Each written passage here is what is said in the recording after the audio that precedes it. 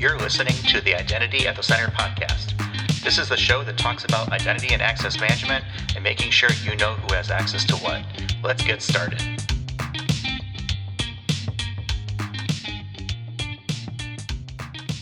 Welcome to the Identity at the Center podcast. I'm Jeff, and that's Jim. Hey, Jim. Hey, Jeff, how are you? Not so bad. Yourself? Good. We are under tornado watch here in the Southeast. But as I've always said, as a warrior, I only have one life to give.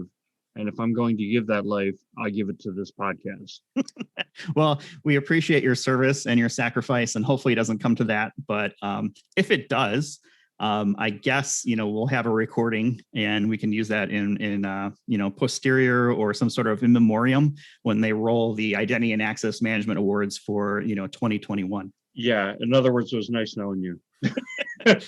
We had a good run, Liz is like, I think we've known each other for like five plus years at this point, and the podcast has been going for about close to a year and a half or so. We're on episode. So this is recording, I think, what will end up being episode number 86 all time for us. Yeah, we've had some great ones. And what came to mind, I've been seeing a lot of people giving a shout out to March being, I think it's national, maybe it's International Women's Month, which I think is really cool. And just a shout out to our past guest, Kay Chopard from Women in Identity.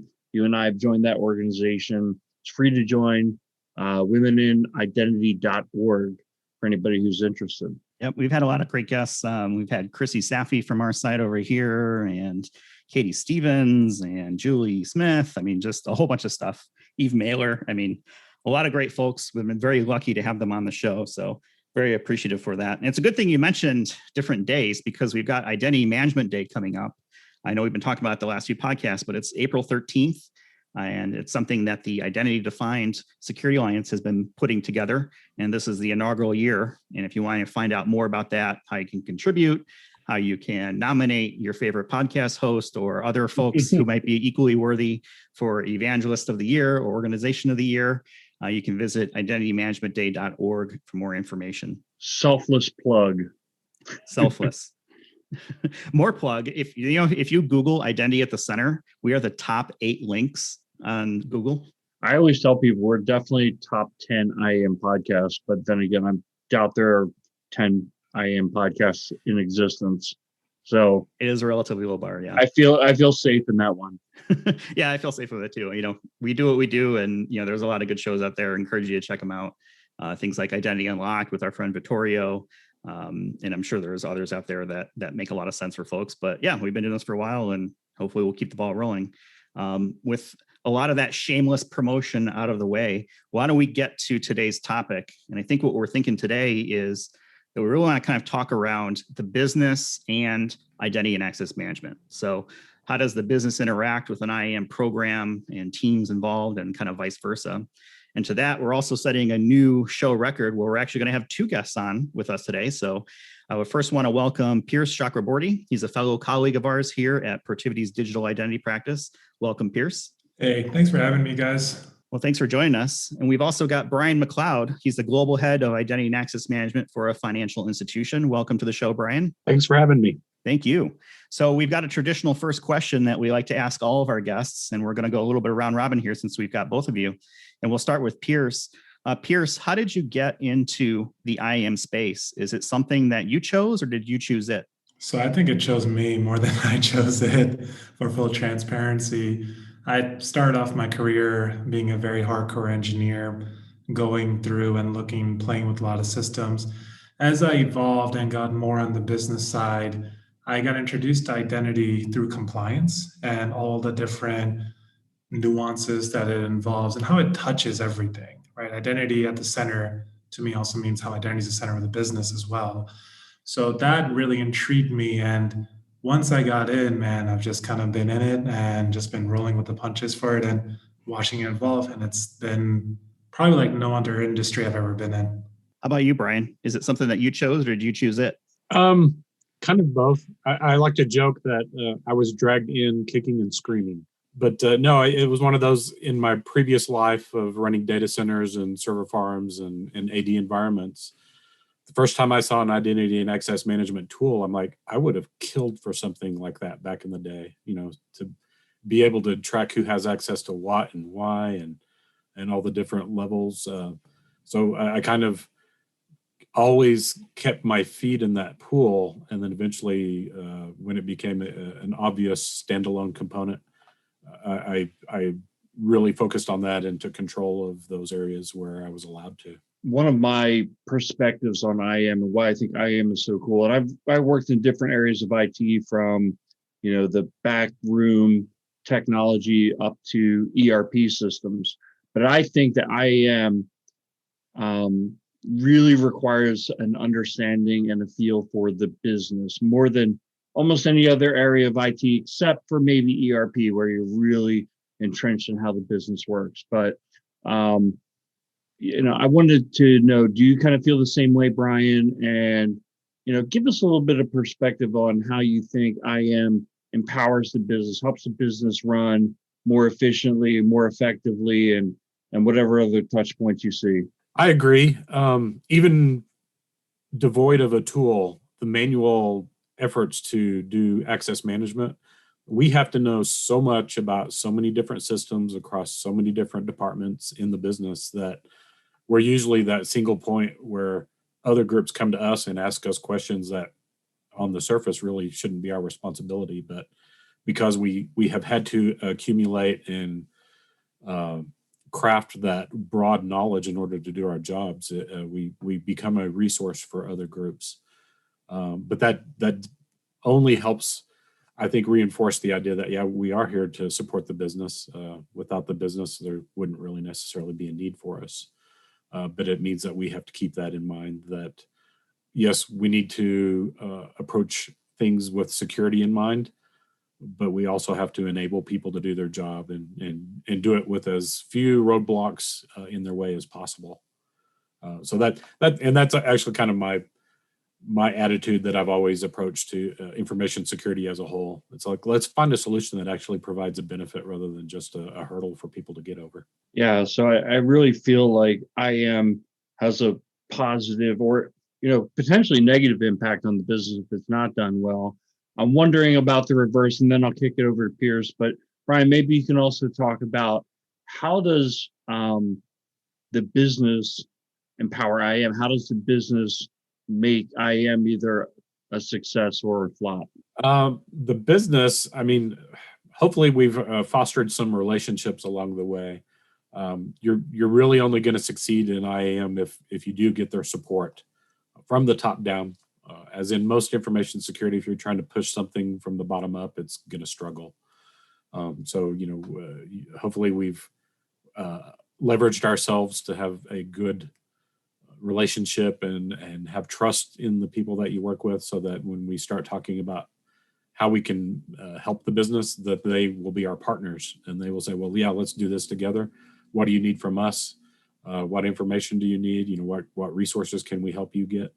So that it's a cohesive two-way communication, and not just, hey, we're going to implement this and you're going to like it whether you want it or not. Yeah, I've got a perspective on that as well. And kind of two of the ideas that come to mind for me are, like you, I've been in this industry for a long time, and I've kind of seen the evolution where, in my beginning days of insecurity and in IAM, where the quote unquote smart business executive looked at security as like, oh, it's FUD, it's overhead.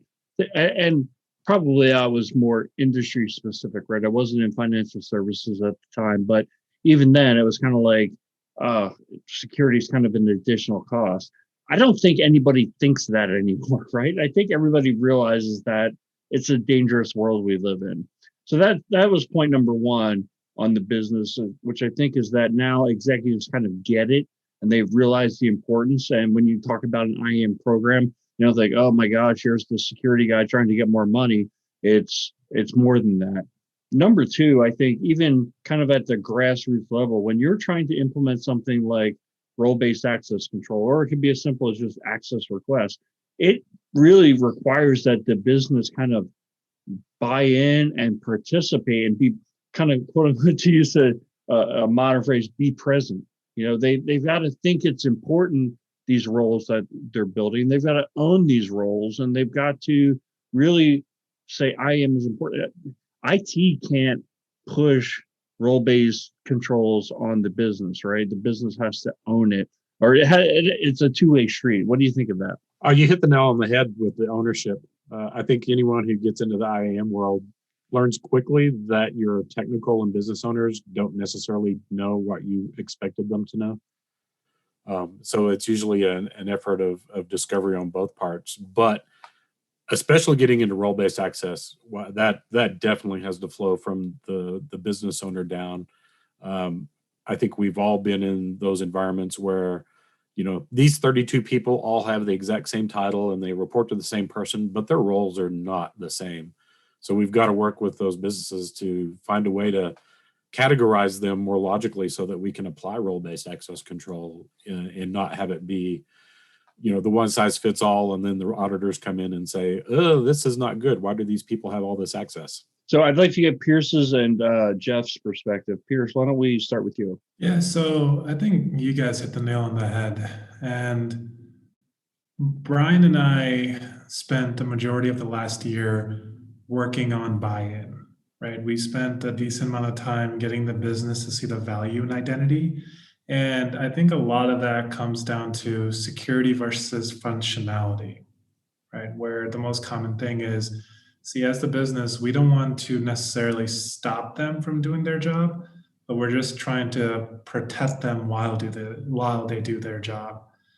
And as times kind of continued, that whole walking that line, right, between the two, I think one thing that we've seen is that that's been the biggest challenge, that we just want to make sure that we're socializing correctly across the enterprise, right? And when you look at the different components within IAM, when you look at PAM, and when you look at the nuances that come in with doing access management, access control, like RBAC, you learn that all these new methodologies and everything that's coming out, they're changing the way of life, right? You're evolving the way of life for end users and administrators, and getting the business to buy in and see it and say, I see. So you're doing this new methodology, and yes, my way of life is changing. But at the end of the day, you're making me be able to do my job faster, better, and more accurately while being protected. That's a win. And that story, I think as practitioners, we need to do a better job of explaining that to the business overall. I think you guys hit it all pretty much right on the head. I see it as a very symbiotic relationship between the business and IT in general, but we're talking about IAM. There's a lot of interplay between an IAM program and the business that they are supporting. We see a lot of issues where the business is in charge of doing an access review, for example, and they end up rubber stamping it because they have no idea what they're approving, right? It's some gobbledygook IT speak coming out of, a SQL database somewhere that is not, friendly unless you really know what you're looking at. And it goes to a manager somewhere who's like, sure, looks okay to me. I don't want to break anything if I say no. So they kind of leave it in place. I think that symbiosis that takes place between the business and IAM is that, yes, it's the business's data. They should be responsible for it. They should drive how the processes should be working to make sure that it's meeting their needs. But it's also on the IAM program to provide them with enough information to make educated decisions, right? Give them the tools to be successful in their role, whether it's an approver or if they're making a request for access, right? Or if they're onboarding or offboarding, any of the things that are happening from an IAM perspective. And the other thing too is you have to be really smart about the resources, whether it's time, money, people. Nobody has unlimited of any of those things. And you're usually constrained by at least one or two, or maybe even all three of those things. So you want to make sure that you don't waste people's time, don't overpromise and underdeliver. You take advantage of SMEs when you need them and you free them up when you don't. You don't try and automate the entire world, automate the stuff that makes sense. And, let the rest kind of play out. Don't solve a 1% problem and have that hold up progress when you could be doing a whole lot more for, 80% of the issues that are out there. And I think at the end of the day, technology is really a small part of IAM. It is mostly business process and the relationships and the people around it. The technology supports those things that are out there. And I think that leads to, some of the challenges maybe that we've seen out there from the business, and it could be functionality, it could be user experience, it could be security. And sometimes, those are in opposite directions and forces that are pushing each other. And I'm curious, Bryan, from a challenge perspective, what are some of the challenges that you've seen from the business when it comes to integrating an IAM program, whether it's, specific process maybe, or specific technology that's associated with that, that you've come across? The biggest, I think, hurdle is getting the time from these other people. I mean, they're just as busy as we are. And then when you get their time, making sure they're fully engaged with you. And it's not just I'll meet with you to get this over with. So I try to upload or prepare people to know that there's a lot of heavy lifting involved with this up front. But after we get all of these parameters established, then things become much easier. Things will flow. You'll actually realize the true benefit of this environment. But it's not just an easy plug and play and you're done. So, working with the business, making sure they understand what our goals are, and that goal should be to make their life easier ultimately, because when their life is easier, my life is easier. But getting the information you need in order to truly deploy their application or their system in the tool, and not have to go back multiple times to get extra information that they just didn't think was important. So I always put that on both of our shoulders that, well, I may not have communicated well enough that we need everything, but then sometimes we've learned a few hard lessons where some people are very protective of their systems and they're afraid to tell you everything because they don't know what you're really going to do. So again, you've got to try to develop those relationships. I've also learned sometimes those are not handled well over email. You've got to literally get in that meeting and talk with them. I think probably a lot of people have these relationships where the email exchanges are very terse and almost combative, and yet you get in a meeting and everyone's so happy to see each other and more than happy to help. So, you try and leverage what you can to get the job done. It's hard to convey tone in an email, right? I mean, I think emoticons maybe have helped.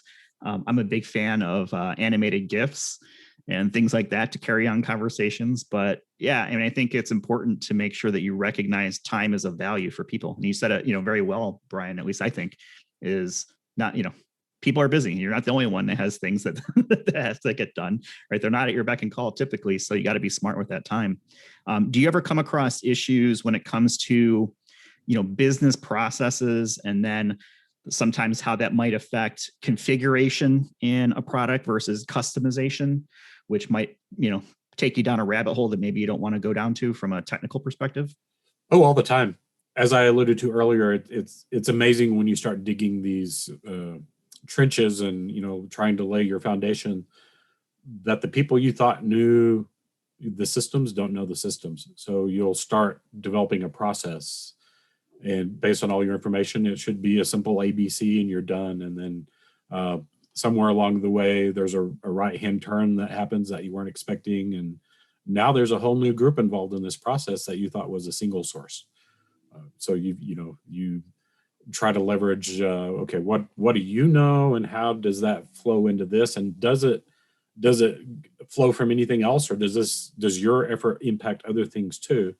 So maybe you can, get a benefit by leveraging all of these pieces together to I guess, put in your quiver for later use. But yeah, business processes are never as simple and quick and easy as you might think they will be. Do you ever run into any challenges from an ownership perspective? I think this concept of the business owning the data is sometimes foreign to some of the clients that at least that we've worked with in the past. It's not hard and fast rule, but there's a lot of times where the business may kind of toss things over the IT wall and say, well, you figure it out. What are some of the challenges you've seen around that and some of the ways that you've approached it? The usual access management. Well, don't you know everything? Can't you decide? It's like, well, no, we're not here to make the decisions based on our feelings of the day. We have hard and fast, rules and parameters that we use. And that's always shown. Sometimes when we're talking to these business owners, and we'll ask them some of those, technical questions, and they'll look at us with the blank stare, and and tell me basically, I'll have to get back with you on that one. So then you can maybe, depends on the person, you can let them go do their legwork, or more appropriately, you probably should say, well, let's go find that person and talk to them together, because it's better to get that information firsthand rather than have someone translate it to you and it's completely wrong by the time you get it. So yeah, it's trust but verify, I guess, is a good approach. Yeah, I think ownership can be a scary thing, especially if you don't really know what you're signing up for. And there might be a hesitancy, right, to say, okay, yeah, I'll own it. And only the brave will go there without doing their due diligence. Pierce, what are some of your thoughts when it comes to challenges that an IAM program might get from the business? I think, Bryan, this might hit a little close to home, but from the work that we've been doing, right, a lot of the challenges all seem to be level setting resource, right? Level setting expectations and resource bandwidth, and understanding that, hey, an IAM project is not an assessment, right? It's not going to be done, it's not going to be fixed within 2 days or 3 days. An IAM implementation or an IAM project, there's a lot of complexity and a lot of layers, and we need adequate time and investment. And it's a heavy lift up front, but the reward is there at the end of the tunnel. And I believe that most people, when they get pulled in for a request, right, everyone has a day job and everyone has stuff they have to do. And a lot of times these projects come in and out, and people say, oh, that's great, let me go do them. And then they say, oh, I'm sick of doing them. And it's fair, because their stuff is piling on from their day job. And I think balancing that out and understanding that, look, yeah, the first few weeks is not going to be easy, and there's going to be a lot of work to do, a lot of discussion, and a lot of challenging the norm, right? That's why identity seems to be coming and heading towards for as it innovates. But having that gap of understanding constraints, understanding, hey, let's all go, let's lift this giant boulder up. And once we lift it, it'll be a huge sigh of relief for the program overall. I think that's been the main focus that I personally have seen for several number of years, and it's been very consistent. And it's a harder problem to fix than most people realize. It's funny you use the boulder analogy. I think of the boulder getting picked up, and I think of, okay, what are all the things that are crawling underneath that that we didn't know about, right? I'm curious, Pierce, your thoughts, and then back to Bryan, and we'll go to Jim. Is there's an expectation, I think, that, when you come into an organization, whether it's consulting or as an IAM program manager or just any part of the IAM chain, is that you're going to have all the answers, and you're going to have them right away, and you're going to know everything and how to solve every single problem. And I don't think that's a realistic expectation. And I'm curious as to, my thought process is when we're talking with folks around IAM, it's okay, we're going to start putting questions out there, and we may not have the answers, or they may not be readily apparent, but that's okay, right? We need to start understanding what we don't understand to be able to fix those types of things. And I'm curious if that's something that you guys have seen as well in your experiences. Maybe Pierce, we'll start with you and then go to Bryan.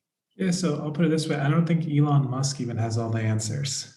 And the reason why I'm saying that is, if you look at the questions and the landscape, and if you remember, the thing I said earlier was that identity specifically is such a unique beast because it's in the heart of so much that the business does without even realizing that it is in the back end. It's one of those things where having identity be at the position it is, people expect you to know, hey, how does SAP work? How does ServiceNow work? How does an ERP work? How does all of this plan in? How does it play in identity? And very rarely can one person actually ever answer all that. They might be able to answer at a very high level, but going deeper, there needs to be a ton of collaboration and a ton of people, and it takes an army, right, to build an empire for this. And has been my experience, is that you need to collaborate to get the answers for this. And one single source, the other problem with that is, if it's one person giving you all the answers, you're going with one person's view, which doesn't tend to usually end well. It's not as diversified. Bryan, what about yourself? Well, first of all, I think I need to rethink this relationship with Pierce, because I was under the assumption he did know everything. No, so all kidding aside, that's true. It's yeah, I think Pierce is right. There's a lot of heavy lifting.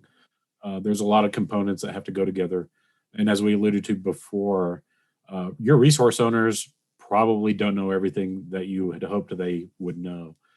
So developing those relationships where you can discover the information together and leverage it is good.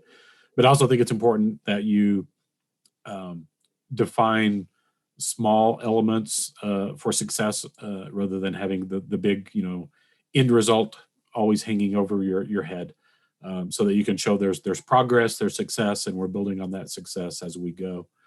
If you only see the end of the tunnel, you're going to miss all of those important steps along the way. And Jeff, I think you when you went through this question, you kind of broke it into three parts. There was the ownership of IAM, the customization versus configuration, and what I would call user experience versus security.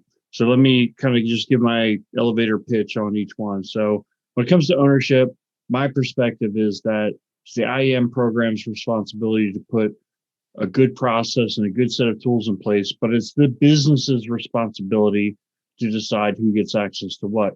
I think we as IT professionals want to step up and, fill the void.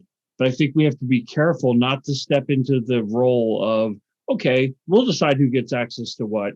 And then that leaves the business kind of not responsible if something happens, right? If the wrong person has the wrong access. Really, it's got to be in the right hands for the decision to be made. And IT's role is to then, put it in a context so that the right decision can be made for the person not rubber stamping access, and that the provisioning of that access happens. So that's my perspective on that one. In terms of customization versus configuration, my perspective is like with ERP, and I did ERP before I got into the IAM space, but like with ERP, let me give my ERP example. You go and buy SAP and they've got a best practice for creating a purchase order. And you say, well, that's not how we do purchase orders. We do purchase orders in this 26-step process. We're going to make SAP do purchase orders in this 26-step process. Can you do it? Maybe, maybe not. Let's say you can. You still wasted, in my opinion, a whole lot of effort, a whole lot of time customizing the purchase order process, which, you bought SAP because they have a way of doing it. And look, every time you make a customization decision like that, it has tentacles. Now, maybe in the end, you did make the right decision to go custom. That's a business decision in the moment. But if you make that decision too many times, you wasted your money going out and buying a software package. And at the end of the day, you're going to probably wind up spending a whole lot more money every time you need to upgrade that software, which is going to happen at least every 2 years. The third thing that you talked about was user experience versus security. And so this is kind of the age-old balance of security and user experience. Every time you improve the user experience, you drop security. Every time you improve security, the user experience gets worse. And that's the old paradigm, I think. And it's still a valuable way to think about things, but there are a lot of improvements that have taken place within our industry where some new features, things like passwordless authentication, that actually improves security because now you're forcing the route of a trusted device being used instead of a password, which we know passwords stink, right? So now it's easier for me to log in because all I have to do is push a button on my phone. But it's also more secure because it's not relying on some stupid password that could end up in a leak. Another example would be the institution of risk in identity governance process, identity governance and administration. So whether it's using risk as a vector to determine how many people need to approve, or if an access request even needs to be approved at all.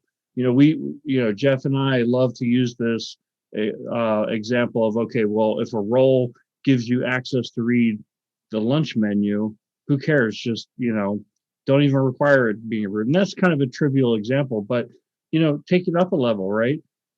Is there a point, some types of access, some levels of access where if it's being requested by somebody who works for your company, the manager of the employee, that doesn't really even need to be approved. Some cases, the answer is yes. Other cases, you might be able to say no. Now, what's the benefit of that?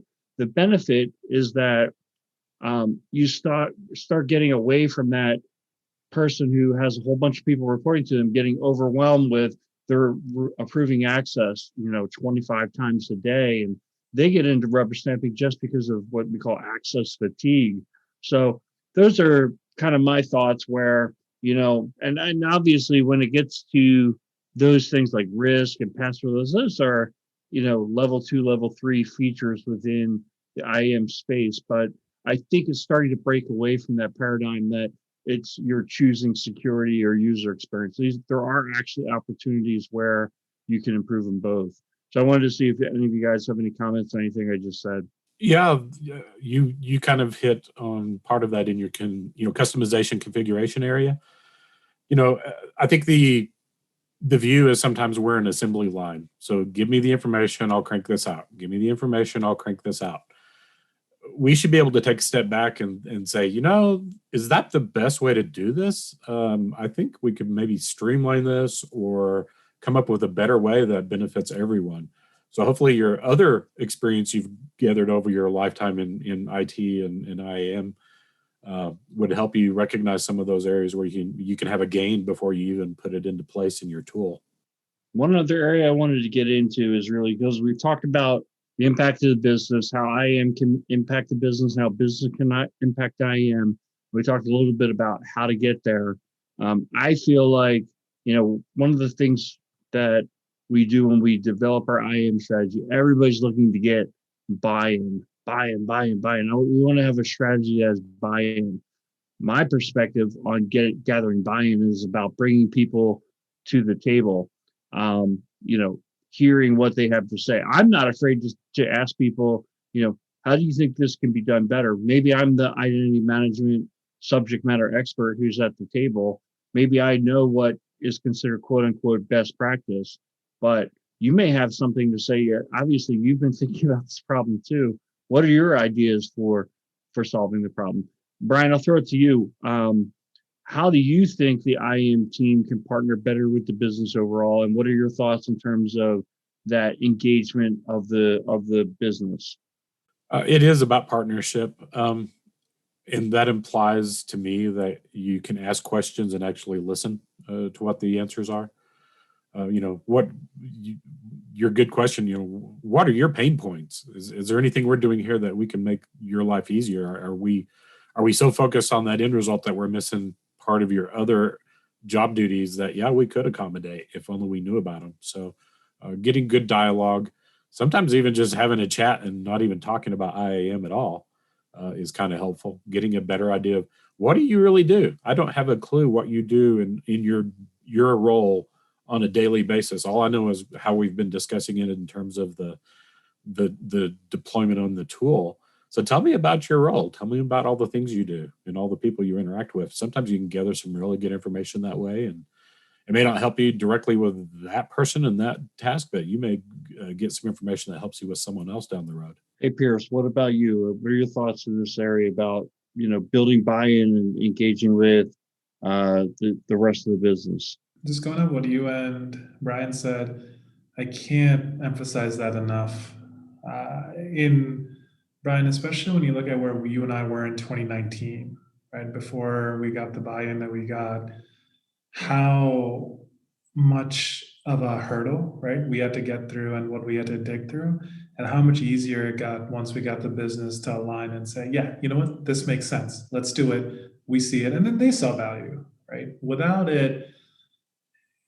collaborating to that extent and being transparent with the business, I think identity programs will fail. I think they're one of the most crucial things to building a sustainable program that people will also adopt and like, which is huge, right? Because you don't want to design something and everyone say, hey, this sucks, we don't want it, then rip it out in a year or 2 years. And that happens.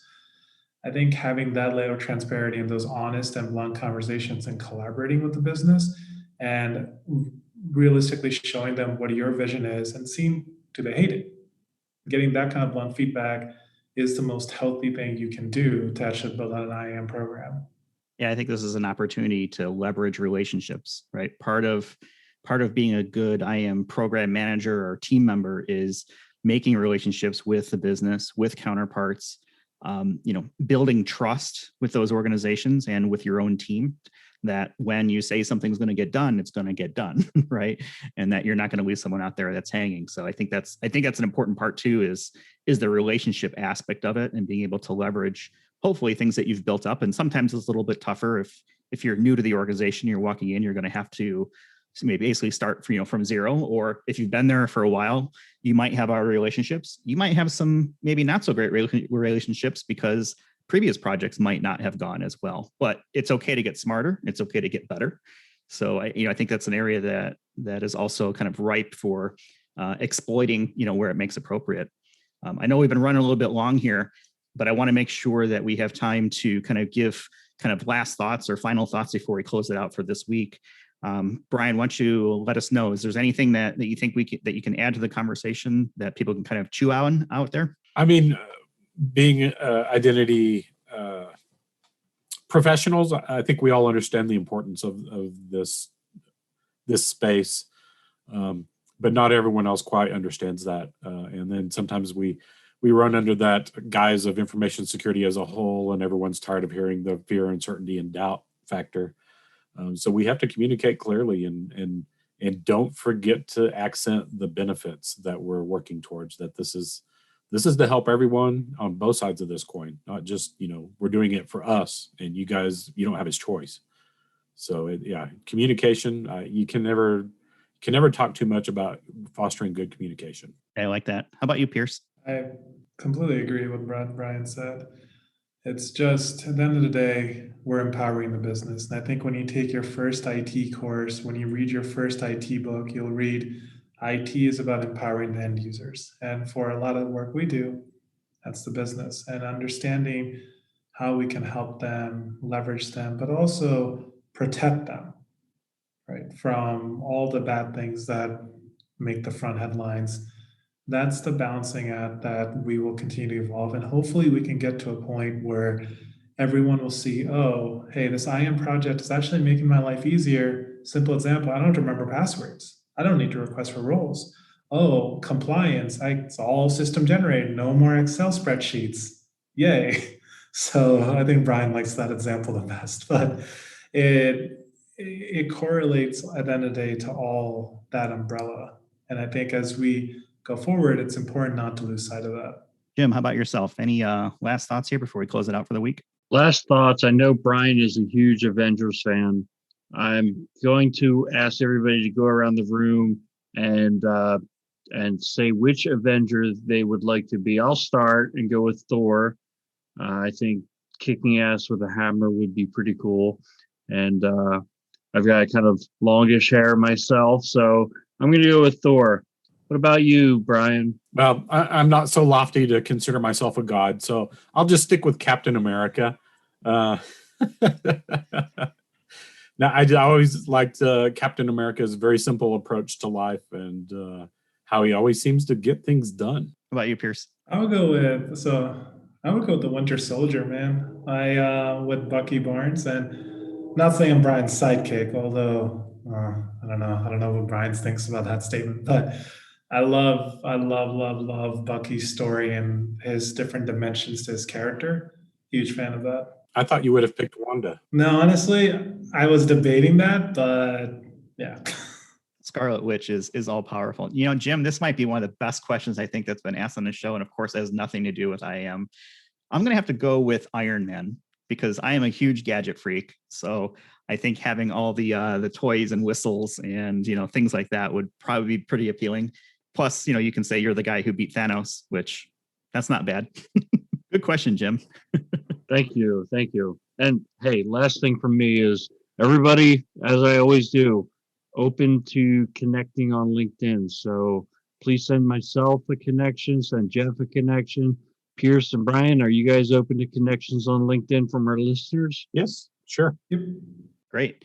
Well, with that, I think that's a good spot that we can leave it for this week. I will have links in the show notes to all of our LinkedIn profiles to make it easy to connect. Don't forget, Identity Management Day 2021 is April 13th. And you can also visit the show at identityatthecenter.com. We're on Twitter at IDAC Podcasts. And with that, we're going to go ahead and leave it. Thanks for listening, and we'll talk to you all in the next one. Thanks for listening to the Identity at the Center podcast. If you like what you heard, don't forget to subscribe and visit us on the web at identityatthecenter.com.